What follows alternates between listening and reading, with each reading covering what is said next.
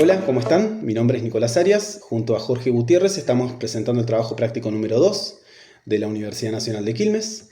Nuestro profesor es Hernán Bergstein y en esta ocasión se nos pidió elegir 5 años no consecutivos para analizar en primera instancia los ingresos del Estado, el M1, M2 y M3 y finalmente el PBI. Nosotros los años que elegimos fue 2001, 2008, 2012, 2018 y 2025. Años muy distintos en cuanto a gestiones, ideologías y decisiones políticas.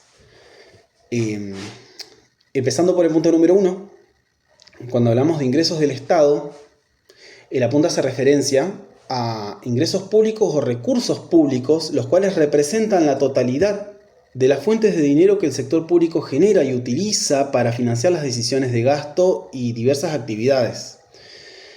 De manera muy resumida, podemos decir que pueden devenir en cobrar tributos, los cuales serían impuestos, tasas, que el apunte diferencia muy bien entre estos dos primeros, contribuciones especiales y aportes previsionales. El segundo es emitir deuda pública y finalmente la tan cuestionada emisión de dinero, que es emisión monetaria, que es crear dinero, algo que generalmente utilizan los estados. Mostrando el siguiente gráfico en pantalla, vamos a analizar los ingresos del Estado en los años que le mencionamos. Comenzando por 2001, en plena crisis social y económica, había un punto máximo de recesión, una crisis de convertibilidad. El Estado dependía exclusivamente de impuestos y de emitir deuda externa hasta que los mercados cerraron el financiamiento en diciembre de ese año. Ya para 2008, post-crisis y estatización provisional, el Estado empezó a recuperar el peso fiscal en aproximadamente un 30%, aumentaron los recursos tributarios gracias a los derechos de exportación y la estatización de los fondos previsionales. Ya para 2012 hubo una dominancia fiscal y financiación con emisión, y ante el menor acceso al crédito internacional, el Tesoro recurrió de manera directa a la emisión monetaria del BCRA. Ya en 2018 hubo una crisis cambiaria. Con el objetivo de frenar la inflación, se aplicó una política de fuerte restricción en la emisión monetaria y se volcó masivamente el endeudamiento externo y multilaterales, en el cual se hizo un acuerdo con el FMI. Esto ya es gestión de Macri. Ya para lo que es 2025, actual gestión del presidente Milei, hubo otras proyecciones fiscales y metas. Los datos presupuestarios para 2025 se consolidan bajo la nueva planificación de la Contraloría General de la Nación, en el cual se establece un programa de ajuste en lo que es el gasto público y reducción de la estructura del Estado. Siguiendo con lo que decía Nicolás, con el trabajo práctico número 2, yo voy a hablar sobre los indicadores de la economía argentina. En este caso, dos de esos indicadores, lo que son los agregados monetarios, el M1, M2 y M3, y el PBI, Producto Bruto Interno. El Banco Central define al M1 con aquel en dinero en efectivo más cuentas corrientes, que sería el dinero con el que estamos, que lo contamos de manera inmediata.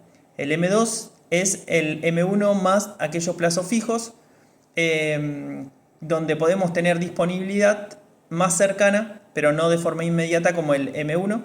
Y el M3 es el M2 más aquellas inversiones y otros de los cuales no disponemos de manera urgente ni de forma cercana.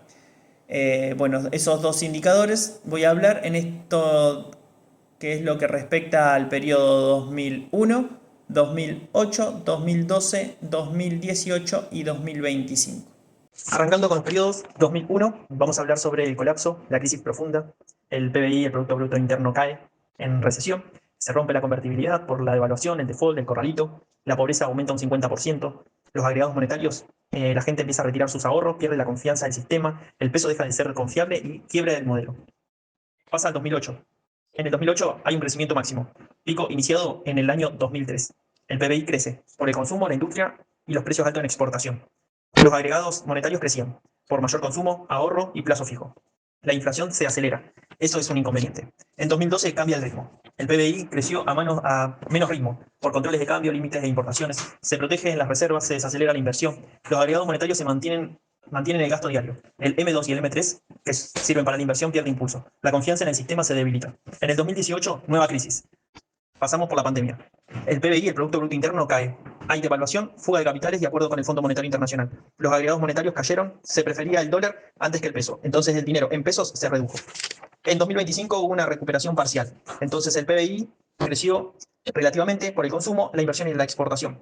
Pero el PBI per cápita no se recupera a años anteriores. El dinero se mantiene poco el peso. Entonces el M3 se recupera, pero a niveles muy bajos. Y el M1, la gente mantiene poco el peso porque el resto lo dolariza. El Banco Central controla la cantidad de dinero para frenar la inflación.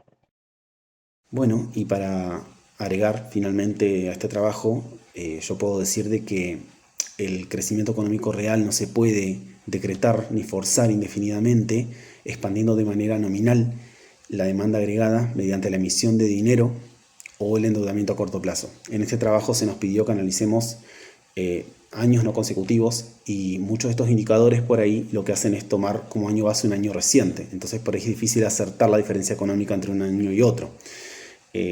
Lo que tiene la economía es de que al ser una ciencia social, no solamente analiza de manera nominal la realidad, sino hay otras cosas que reflejan la realidad que no están expuestas en los números. Entonces podríamos entrar en un análisis mucho más amplio. No sé si vos, Jorge, tenés algo más para agregar. Bueno, como decíamos con Nicolás, tal cual, para ir cerrando, podemos decir que el PBI, el aumento del PBI, el Producto Bruto Interno, para que sea real y duradero, y no solamente nominal, necesita estos 4 pilares. Primero, una inversión productiva. Segundo, una educación que resguarde nuestro capital humano. Tercero, una moneda estable. Y cuarto, un sistema tributario que financia al Estado de manera equitativa y sostenible en el tiempo. ¿Para qué? Para que este crecimiento sea genuino y que sea compartido. Bueno, terminando con esto, damos finalizado el TP.